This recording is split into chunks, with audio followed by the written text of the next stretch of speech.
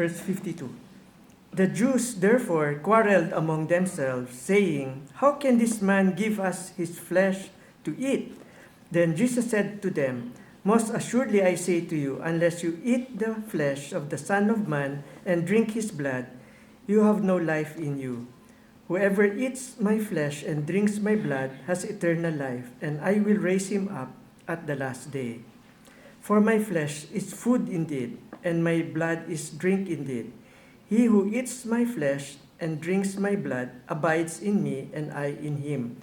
As the living Father sent me, and I live because of the Father, so he who feeds on me will live because of me. This is the bread which came down from heaven, not as your father ate the manna and are dead. He who eats this bread will live forever." These things he said in the synagogue as he taught in Capernaum. So hindi nila maintindihan ng mga Hudyo na si Jesus sa kanyang sinasabi, ang intindi nila puro sa physical na antas lamang. Kung iniisip nila na literal, magiging cannibalism ito at ang paggamit ng dugo ay pinagbawal.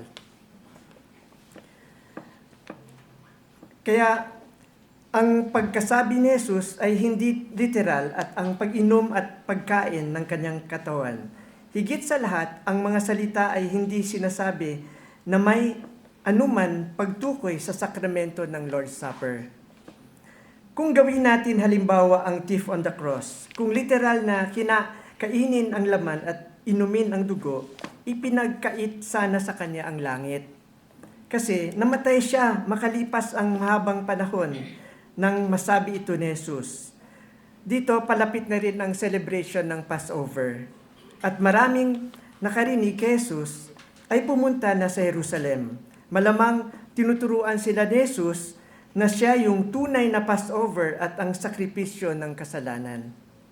Sa panahon ni Moises, ang mga Israelita ay kumain ng manna mula sa langit at nagkamatay at marami rin ang napahamak.